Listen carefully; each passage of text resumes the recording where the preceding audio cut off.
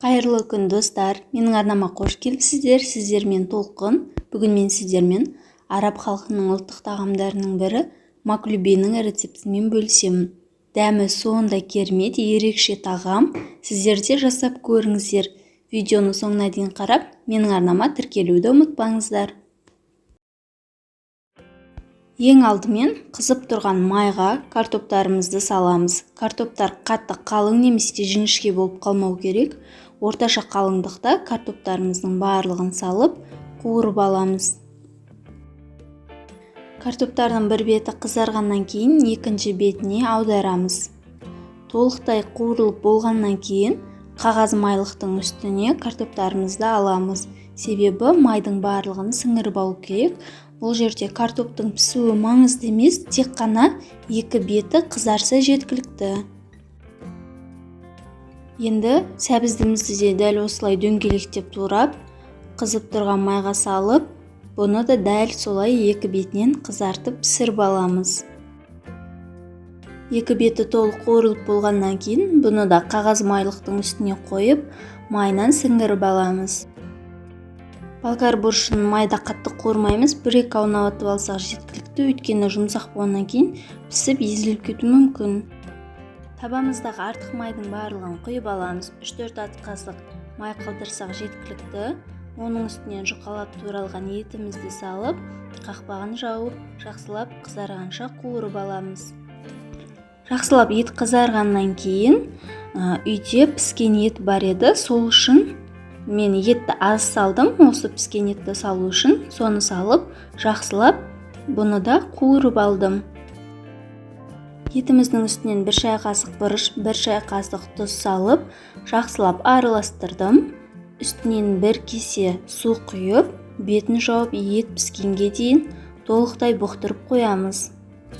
Табамызға 2 ас қасықтай сұйық май құйып, қыздырып, үстінен жақсылап жуылған күрішімізді салып, майда қуырып алатын боламыз. Себебі біздің тамағымызды жасағанда күрішіміз бір-біріне жабысып, езіліп кетпейтін болады.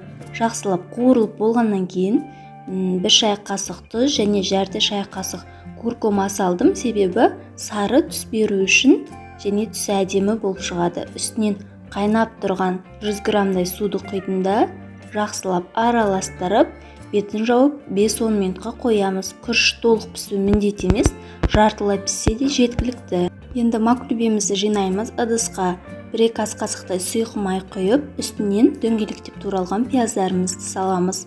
Ыдысымыз бізде асты қалың, күймейтін, жабыспайтын ыдыс болуы керек. Пияздың үстінен піскен етімізді саламыз. Етіміздің үстінен жақсылап басып шығамыз. Себебі бізде төңкергенде етіміз шашылып қалмауы керек. Оның үстінен дөңгелектеп туралған сәбізімізді саламыз. Сәбіздерді шет-шетінен бастап қоямыз. Сәбіздің үстінен картобымызды қойып шығамыз. Бұны да бірінші шетінен бастап қойып, одан кейін ортасына таман қоямыз. Және үстінен жақсылап қасықтың көмегімен басып шығамыз. Төңкергенде шашылып қалуы мүмкін. Картобымыздың үстінен қуырылған болгар бұрышын салып, барлық жеріне жайып шығатын боламыз. Болгар бұрышын салу міндет емес, орнына баялдыны да дөңгелектеп қуырып салуға да болады, немесе тек картоп сәбізбен ақ жасай беруге де болады. Ең соңғы қабатымызға қуырылған күрішімізді салып шығамыз. Күріштің барлығын толықтай салып болғаннан кейін үстінен жақсылап басып шығамыз. Төңкергенде өзінің формасын әдемі сақтау үшін. Ыдысымызды отқа қойып, үстінен зіра және тұзымызды салып, қатты қайнап тұрған суымызды күріштен кішкене ғана асатындай етіп құйып шығамыз. Суымыз қайнағаннан кейін қасықтың көмегімен осындай үстінен кесіп шығамыз. Суы арасына кіру үшін жақсылап қайнап суы тартылғаннан кейін қақпағын жауып 20-15 минутқа күріш піскенше қалдырамыз. Тамақ піскенше тамақтың жанына қоятын салатымызды жасаймыз. Ең алдымен қызанағымызды 4 бұрыштілеп турап шығамыз. Одан кейін қиярымызды да дәл солай турап, балғын ас көктерімізді салып салат жасаймыз.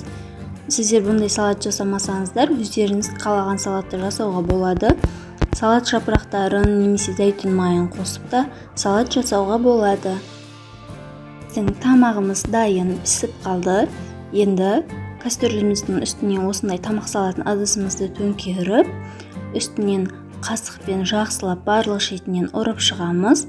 Одан кейін ақырындап жаймен ыдысымызды көтеріп, шашып алмай, жақсылап көтеріп, формамыздан босатамыз. Тамақтың бетінен қалауынша ас көк себуге болады. Одан кейін тамақтың жанына салаттарымызды осылай 4-5 жерге салып шығамыз. Осы салаттың жанына негізінде айран құйылып ұсынылады, бірақ біздің үйдегілер айранды тамақпен бірге салып жегенді ұнатпайды, сол үшін мен айранды бөлек салдым. Мен бұл жерде тамаққа айранның орнына консервідегі жүгерілерді салып дастарханға ұсынған болатынмын. Осымен достар, біздің маклюби дайын. Дәмі енді ерекше өте керемет болып шығады, сөзбен жеткізу мүмкін емес. Қазанның астына етіміз жабыспай піседі, күрішіміз де жабыспай, шашырап, езілмей піседі. Егер менің рецептім сіздерге ұнаса, менің арнама тіркеліп, арнамның дамуына үлес қосып кетіңіздер. Алда әлі көптеген рецепттермен бөлісемін. Сау сәлеметте болыңыздар.